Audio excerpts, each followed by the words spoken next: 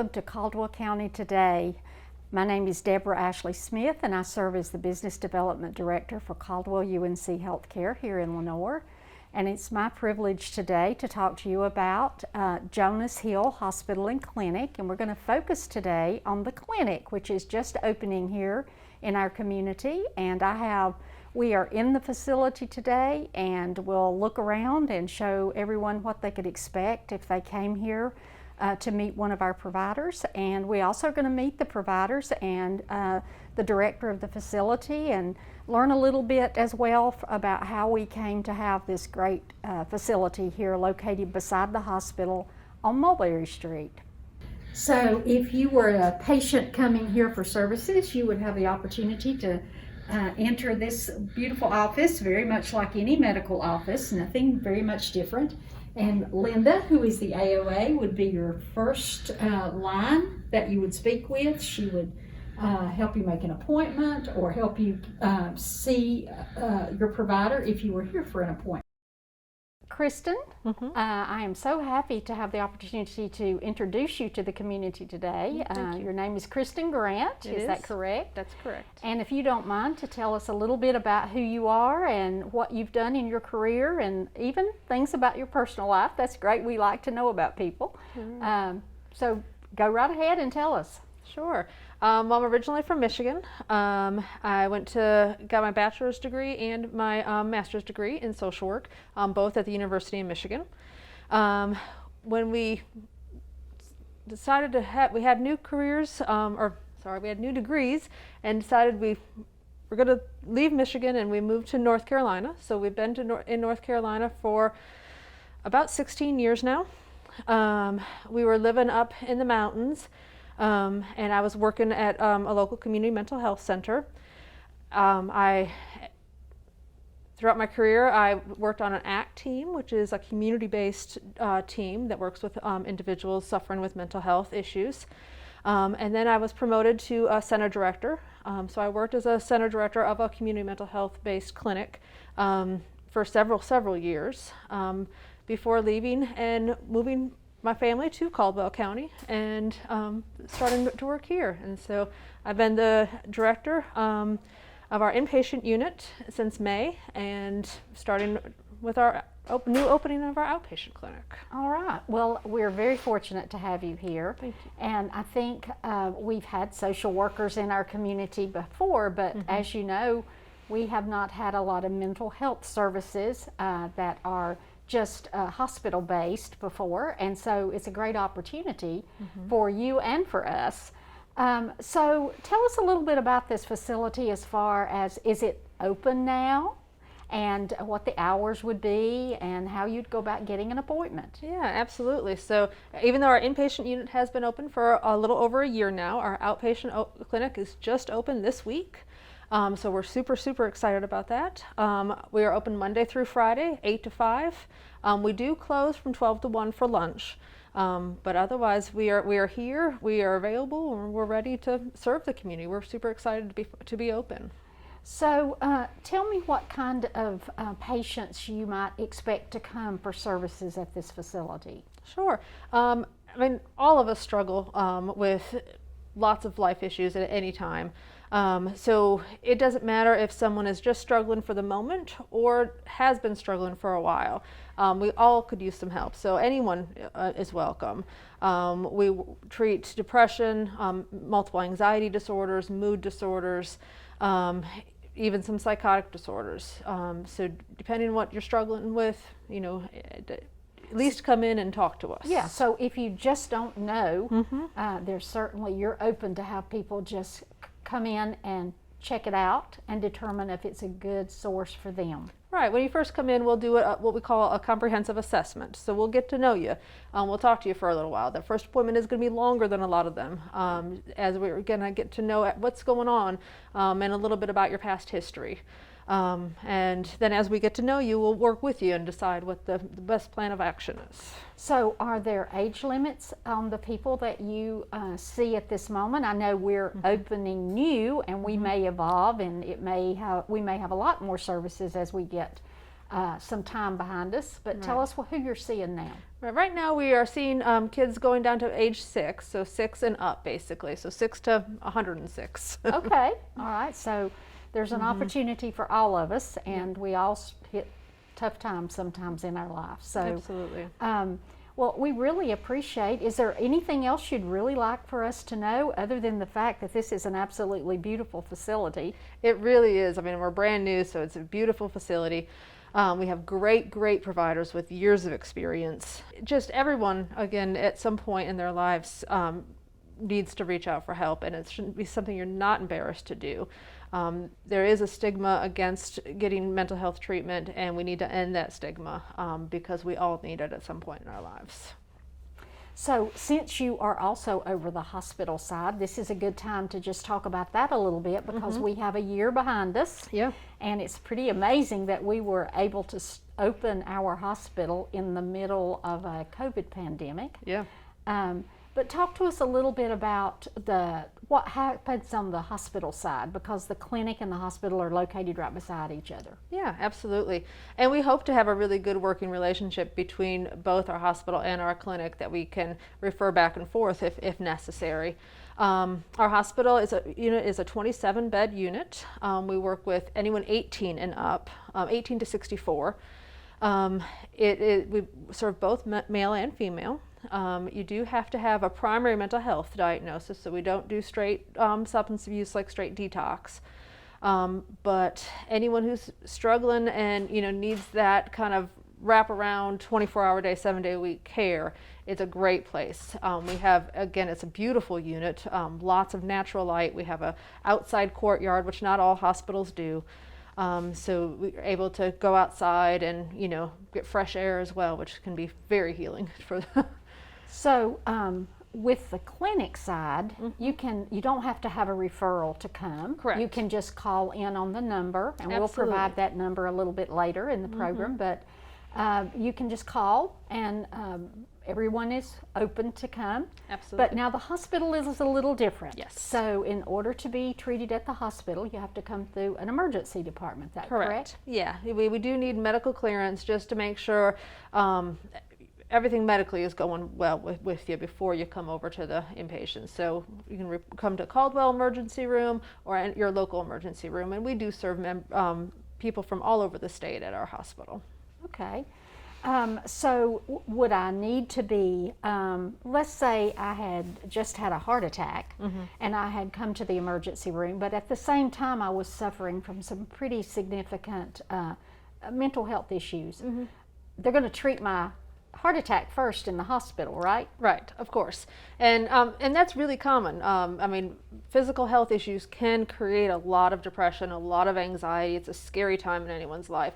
And that doesn't necessarily mean that if you come in for a heart attack that you need also to come into our inpatient facility, but the two do coincide. And so yes, they'll make sure that you are medically stable and doing great physically before you come over to our mental health facility. But on the other side, if you came in over here and you developed a medical issue, let's say I have diabetes and I get into a crisis with my diabetes, you still have access to the medical care in the hospital because you are in part of the hospital. Yes, correct. We do have medical doctors from the hospital that come over and see patients on our unit.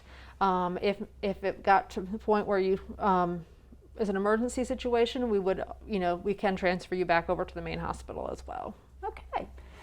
Well, I really appreciate you taking the time out to talk with us today, and we hope that the community will utilize the services, which it really was a lot of work and a long number of years to get this available, and we know that we have a need here just like every community in America. Absolutely. Yep. Thank you. All right, thank you. So it is also my pleasure to introduce you to Crystal Young, who is a provider here at the clinic. She is a psychiatric nurse practitioner who has a lot of experience in working with the behavioral health problems of really people of all ages. But we're going to talk to Crystal today and learn a little about her personally, and then she can tell us about her background and just give us some idea of what you will be providing here for someone who might come to the clinic. So first, Just tell us about you. So my name's Crystal Young. I was born and raised in Catawba County, so I've always lived close, just not quite in this area. Nursing was my second career after I did architectural drafting for about a decade and a half, and I decided... Which is amazing, that you would go from big drafting change, to nursing. Big change. So I left drafting and went to nursing school, and decided that psychiatry seemed like the place I wanted to be. So I got straight out of nursing school, went straight into inpatient psychiatric nursing, and stayed there for 7 years. During that 7 years, I got my bachelor's degree in nursing from Lenoir-Rhyne University. I got my board certification in psychiatric nursing. Both of those were in 2016, and then I said, you know, I feel like I want to do more. I want to give more. I can do more. So I decided to go back and get my master's degree in nursing with an emphasis on nurse practitioning, specializing in psychiatric and mental health issues. So graduated last December, and this is actually my first job as a practitioner. So like I said, I've got many years with all age groups, from I think the youngest patient I've seen is 4 up until probably 104 during my 7.5 years in psychiatry. Wonderful. So this is, you're coming into a brand new facility, getting to be, you'll be a startup with the facility. So what is your first impression about what you would expect here, if since you have experience at other places? The first word that comes to mind is wow. The facility is absolutely amazing. The support that we have gotten from our administrators here with the hospital, with UNC, has just been overwhelming. The community support, the backing that we seem to have from, you know, higher ups in the hospital and the community have just been remarkable. I'm overwhelmed. The inpatient facility is gorgeous, very therapeutic. The high ceilings, the bright lights, the nice open spaces, the outside areas, is absolutely unlike any other facility I've seen. And then on the inpatient side, everybody here is just very compassionate and giving, and I feel like we've, in just these few weeks, became a really great team, and I just feel like the sky's the limit with us. I feel like we can just reach and help so many people, and mental health is such a need in all areas, and I really feel like we are going to be amazing. So you're operating as 2 separate units in this single building, but as Kristen said, you're a team. Absolutely. You're going to be working together always, and and you'll have some overlap in patients probably. Absolutely. But you may have people in the outpatient clinic that will never be an inpatient anywhere. Is that correct? Of course. And right now in our inpatient, we are offering initial assessments, diagnoses, medication management, medication adjustments. But what we really want to stress here is the importance of not just medication, but therapy. And not just therapy, but medication. Because to truly battle a mental illness, you need both of those components. So I'm the main provider here right now, and then we've got a therapist, full-time therapist, and others coming. So we're ready to grow, and we are growing. And we just want to offer all the services that we can, so that you don't have to go here to get your meds and here to get your therapy, just to try to really help the community and the people that need help the most and have the most limited resources. So let's talk for just a minute, if we can, about an event like the COVID pandemic. So you could be someone who maybe has never in your life experienced anxiety or just depression from being isolated, or the unknown of how it's perceived right now. You may see patients that would never otherwise be here. Is that common with major events like this? Absolutely.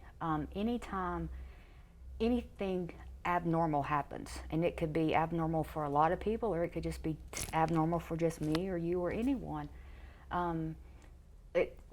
We don't all deal with crisis well. We don't all deal with change well. So COVID has really had an impact on everybody's mental health, and a lot of people don't even realize that it's happened. So I have personally seen an influx of people being like, I'm just really depressed, I'm sad, I'm anxious, I'm scared. We can help with those things. You know, sometimes it's just as simple as talking about it, saying, hey, I need to get some better coping skills. Or maybe I do need a low-dose medication to help me. You know, it's getting really bad. I'm really scared. Maybe I do need a low-dose medication. Or maybe I just need somebody to talk to once in a while. The biggest thing I want to emphasize is do not be afraid to reach out for help. I truly feel that we are all inches away from needing mental health care, and that's what we're here for. I would love to see nothing more than the stigma of mental health gone, erased. You should feel no more ashamed to say, hey, I'm depressed, I'm anxious, I'm sad, than you are to say, I've got high blood pressure. Those things aren't even looked at as a bad thing, but you mentioned depression, or, you know, I have a mood disorder. It's not fair, and I hope that we can really help to stop that stigma in our community.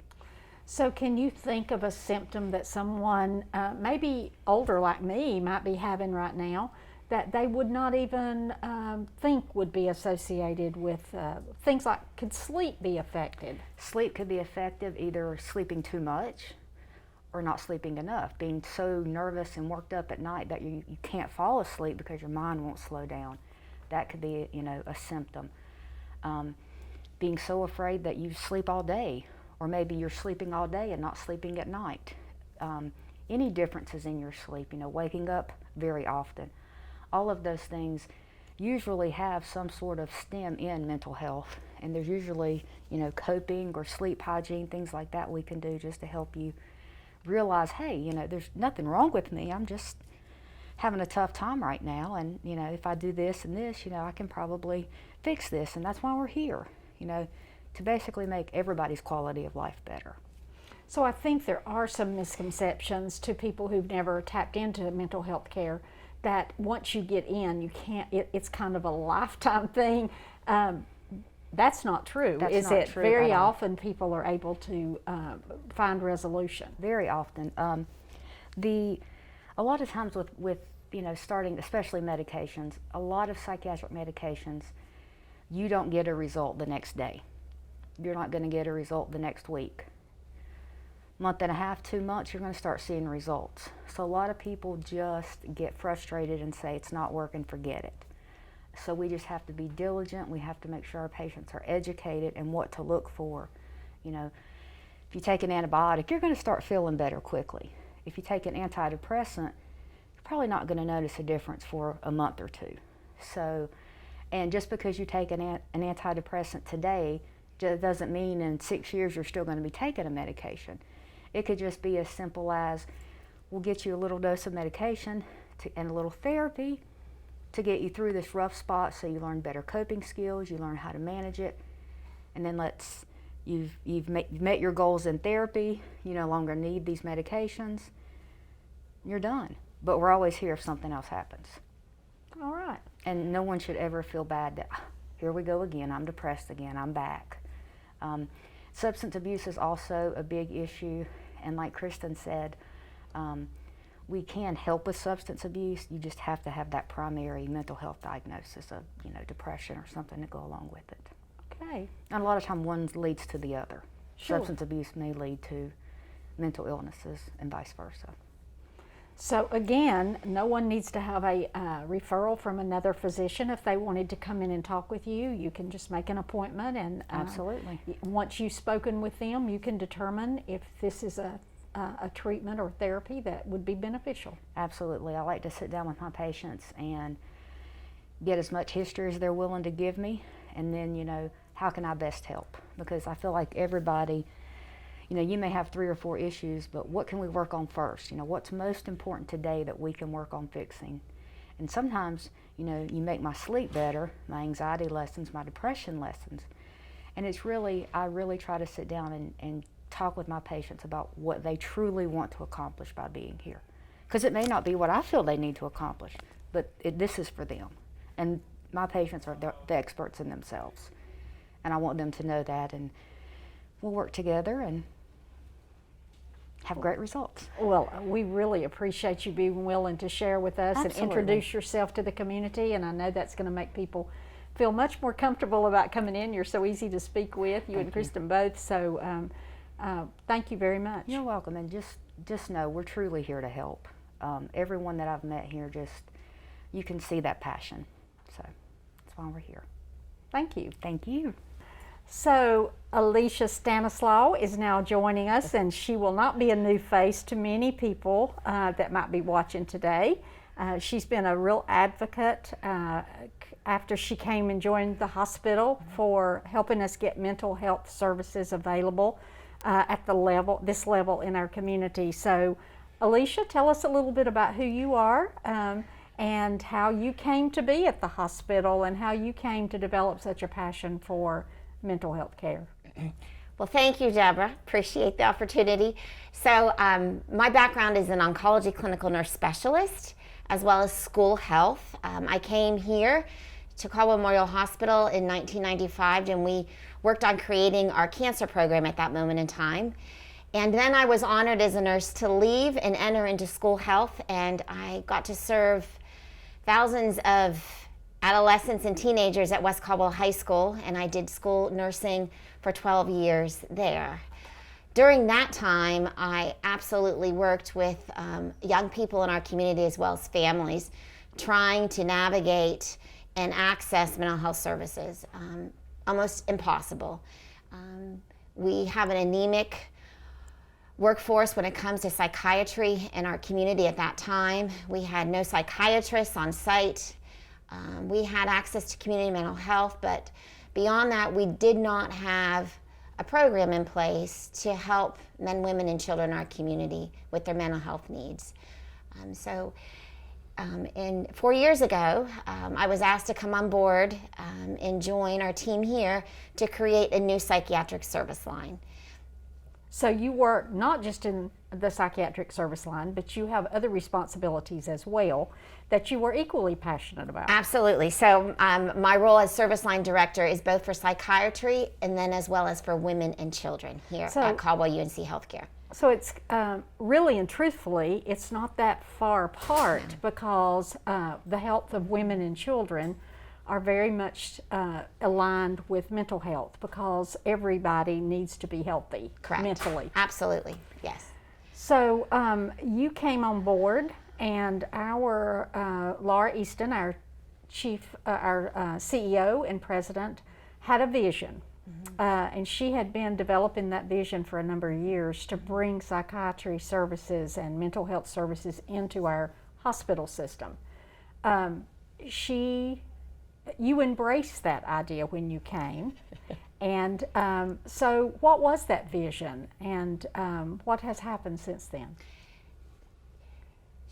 So our focus was to create new services that would meet a need and a gap in our community. We wanted to make mental health services as affordable, understandable, and accessible to our community at large. And we knew we needed to start in our emergency department, as well as integration into primary care. So we did integrate case management, counseling into our primary care practices. We did that about 6 years ago. And then 4 years ago, we set out on a plan to increase access to psychiatric care in our emergency department. We expanded the footprint of our emergency department by 1,200 square feet, and we created 5 secure holding rooms in our emergency department so that men, women, and children who presented to the ED with a psychiatric crisis had a safe and dignified location to receive psychiatric care and an evaluation.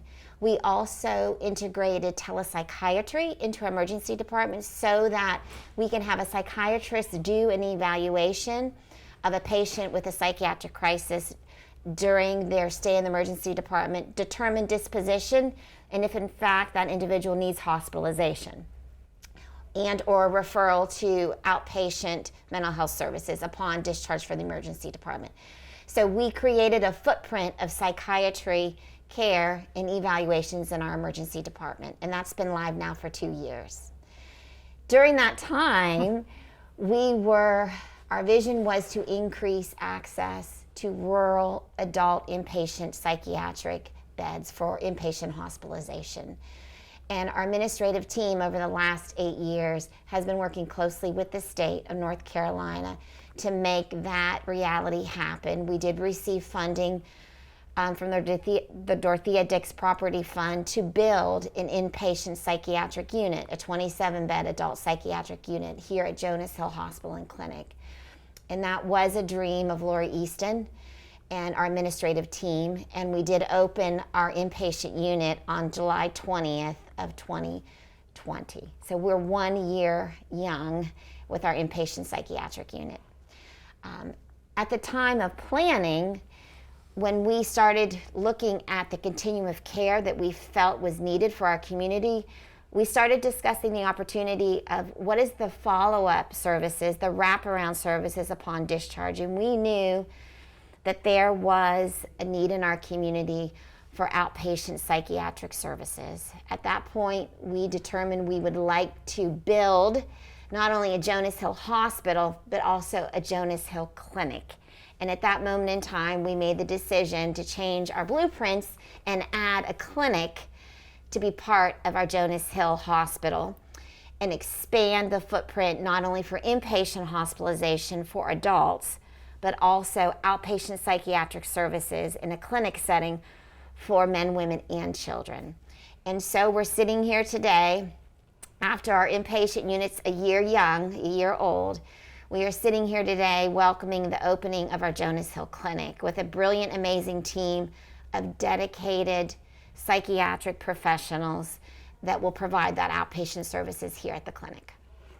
So, not without trying to come up with exact numbers, we know that we've been very successful with helping change lives by having an inpatient facility here. Mm-hmm. Any idea about how many people we might have had as patients in the facility? Not specific, just general. Absolutely. So, Deb, I do have a specific. So, at our first year of opening our unit, we served 729 adults in our inpatient unit. That's lives changed. Yes, ma'am. It is. And we served men and women from across the state. So we served 29 counties in the state of North Carolina during our first year of operation. So we serve people from all over the state. That's part of our funding commitment when we received money from the state. Yes. To also be willing to yes. care not only for our own community, but to fill gaps for other communities. Absolutely. So our inpatient team, our intake coordinators, and our charge nurses, and our entire team take referrals from across the state every day. We do definitely serve our Caldwell community. 49% of our admissions this past year were from men and women in Caldwell County, and the remaining 51% were from outside of our county. So I know a lot of people ask, why did we choose not to have children in this inpatient facility? And it's a complex answer. It's a complex issue. You don't mix children and adults in mental health care inpatient. Absolutely. Is there any thought that at some point we might be able to expand into that? There is a bed shortage, not only for adults for inpatient psychiatric hospitalization, but even more so for adolescents, children and adolescents across the state. It's a highly specialized unit to have a child and adolescent inpatient psychiatric unit. And yes, that is something that is commonly asked. We hope in the future, one of our 3-5-year visions is to look at that as a possibility to serve children and adolescents on the inpatient arena. So we have had a very successful year, and we anticipate a very successful year here at the clinic. And by success, I'm saying that we are able to educate the community to realize the need is here. The need is here. Mm-hmm. We just need people to tap into a solution. Absolutely. Absolutely. And before we finish this conversation, I can't miss the opportunity to talk about the fact that September is Suicide Prevention Month. Yes, it is. And Awareness Month. Mm-hmm. And Caldwell County is not unlike any other community in America, that we have suicide is one of our leading problems here in healthcare. And it's the clinic that we have, the hospital that we have is all part of that solution as well. Absolutely, absolutely. One resource to go to is our website, a very helpful resource to get more information on not only who we are here at Jonas Hill Hospital and Clinic, but also community-based resources. We have a very detailed contact resource list, and that's at jonashill.org is our website. If you were to go on that, in the near future, we are also sponsoring on September 19th and September 24th a webinar on psychiatric advanced directives, so that if you have a mental illness or a loved one or a family member who wants to have the opportunity to legally make decisions about their care during a crisis with their mental illness, we are sponsoring that webinar during September to help the community at large understand what psychiatric advanced directives are. So if someone that is listening walks away from watching this program and thinks, I know so little about this topic and it might be a little scary, or just anytime you enter the unknown, I would say that's more common than they might think. Everybody that has not tapped into those services before does so with a little apprehension. But it's really just like going to any other doctor's office, and mental health is just like having any other medical health problem. It's a medical health problem. And you've worked very hard. We've all worked very hard in the community and the school system, and even with our own employees, to help them understand that we need to eliminate the stigma. Absolutely. And that we need to treat mental health just like medical health. Absolutely. So some of our next steps with the service line is to really help the community understand that, to destigmatize, to understand that Jonas Hill Hospital and Clinic is a resource, not only for inpatient hospitalization and outpatient clinic-based services, but also from a community resource. So we'll be starting to develop support groups, advocacy, working closely with the National Alliance on Mental Illness, hopefully creating more support groups. And so we look forward to working with our community partners, the school system, Via Health, RHA, to create that opportunity that our community at large understands that Jonas Hill Hospital and Clinic is here to provide the resources, the safety, and the availability, and knowing that you are heard here. Well, we really appreciate you taking a moment to talk to us about the history, because it's very important for people to understand that this was not just a flash idea that someone had. It took many years. This has been almost a 10-year vision. One of our other important visions is to work very closely with UNC Health, the Department of Psychiatry, School of Medicine, and our behavioral health leadership with UNC Health. Very much part of that collaborative, and as a system, looking at how across the entire state we can reach the needs, the psychiatric and mental health needs of every citizen in North Carolina. So we look forward to very much closely working with UNC Health as we develop broadly across the state psychiatric services. So we're in about the second chapter of this book, right? Yes. and we expect it to be a lot. At least 12 chapters for sure. Okay, wonderful. Well, thank you again. Thank you, Deborah. Well, it's my privilege to bring Greta to the seat now, and we're going to talk a little bit about your services here, and really a little bit about how you got here and what your background is, and what someone might expect you to provide should they come here for services. So I'll just let you talk. Okay, all right then. Well, so the Jonas Hill Outpatient Clinic just opened here recently, and we are accepting new patients. So folks who come in, the initial visit will be with a therapist. So currently that is myself. We've got another clinician who will be starting here shortly as well, and we have another half-time gal as well. So you would see one of us and do what's called a comprehensive clinical assessment. That's just an intake assessment for us to get a good understanding of what's going on with you, what's bringing you in, what you're looking for therapy, and also get a little bit of history going on as well, because we want to take a really good picture of what's going on with you, and maybe where some of this stuff started, any sort of treatment history that you may have as well, and get all that information in. And then once we've completed that, we'll be able to talk a little bit about what recommendations may come from that, whether that's continuing with individual therapy. We hope to be starting some group therapy shortly. We also do some family therapy as well, and medication management. So we'll make those referrals from that point forward, and then schedule the follow-up appointments and kind of go forward from there and see throughout the duration of treatment, whatever you guys need. So talk to me a little about what your professional background is.